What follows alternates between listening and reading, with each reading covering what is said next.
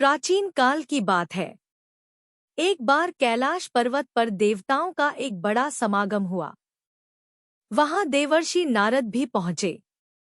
नारद जी जहां जाते थे वहां कोई न कोई प्रसंग खड़ा हो ही जाता था।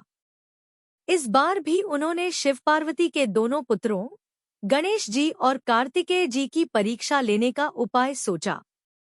नारद जी ने माता पार्वती को एक दिव्य फल, ज्ञान का फल, भेंट किया और कहा, यह फल बहुत ही दुर्लभ है। जो इसे खाएगा वह सबसे बुद्धिमान और तेजस्वी होगा। परंतु शर्त यह है कि यह फल केवल एक ही को दिया जा सकता है। अब समस्या खड़ी हो गई। दोनों भाई उस फल को पाना चाहते थे। तब शिव पार्वती ने सोचा कि दोनों के बीच प्रतियोगिता कराई जाए। उन्होंने घोषणा की, जो भी पहले संपूर्ण ब्रह्मांड की परिक्रमा करके लौटेगा वही इस फल का अधिकारी होगा।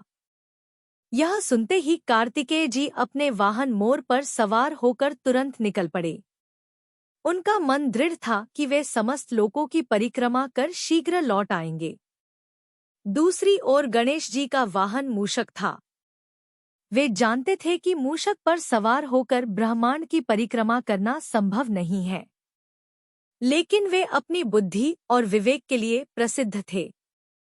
उन्होंने शांत मन से विचार किया और एक उपाय निकाला। गणेश जी उठे और माता पार्वती तथा भगवान शिव की ओर गए। उन्होंने दोनों के चरणों में प्रणाम किया और उनके चारों ओर 3 बार परिक्रमा कर ली। फिर फोल्डेड हाथ जोड़कर बोले, माता और पिता ही संपूर्ण ब्रह्मांड के समान है।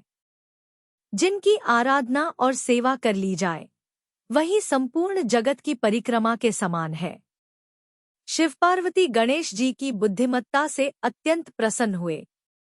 जब कार्तिकेय जी लौटे तो देखा कि गणेश जी पहले ही विजयी घोषित हो चुके हैं। कार्तिकेय को यह बात समझने में देर नहीं लगी कि गणेश जी केवल बल से नहीं बल्कि बुद्धि से भी श्रेष्ठ हैं। इस प्रकार गणेश जी ने अपनी बुद्धि और ज्ञान के बल पर प्रतियोगिता जीत ली और ज्ञान के देवता कहलाए। शिक्षा। इस कथा से हमें यह संदेश मिलता है कि संसार में केवल परिश्रम और बल ही नहीं बल्कि विवेक और बुद्धि का भी उतना ही महत्व है। माता पिता का सम्मान करना और उन्हें सर्वोपरि मानना सबसे बड़ा धर्म है।